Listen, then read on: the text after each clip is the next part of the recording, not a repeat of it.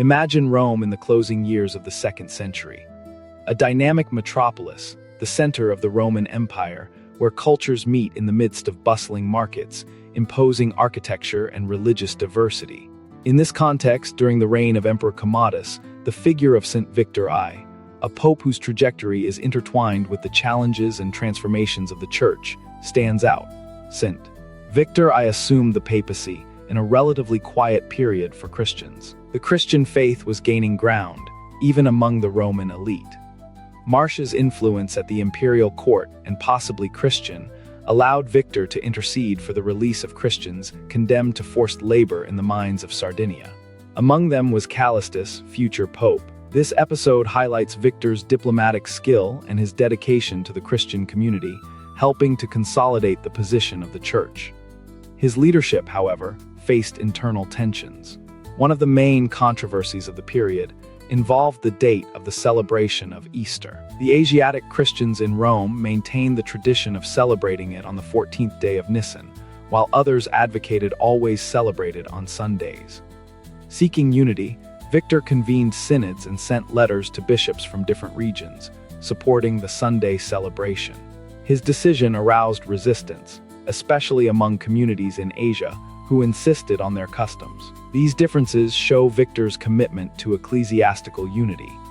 His firm stance on doctrinal issues was also manifested in the face of currents considered heretical.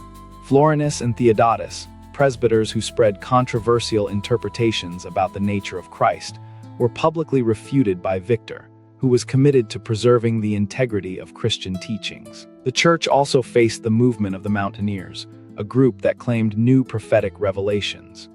There is no consensus on how Victor dealt directly with them, but his leadership was decisive in delineating what was considered authentic teaching and protecting the Christian community from outside influences. Victor is still remembered as the first Latin writer of the Church, according to St. Jerome. Although few of his texts have come down to us, his production marked the transition from Greek to Latin as the official language of the Church, facilitating the communication and expansion of Christianity in the Roman world. In addition to these achievements, Victor represents the courage and ability to lead the Church in times of change.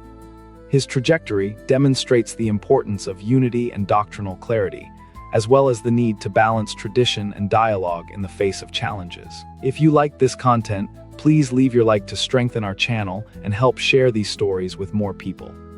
St. Victor I inspires us with his commitment to truth and the search for unity. His example invites us to reflect on the role of dialogue and responsibility in community life. O St. Victor I, example of faith and courage, who faced persecution and bore witness to your faith in Christ, intercede for us before God. Help us to strengthen our faith, to persevere in the face of adversity, and to seek holiness in our lives. May your protection guide us and illuminate our paths, keeping us from all evil and granting us the graces we so need.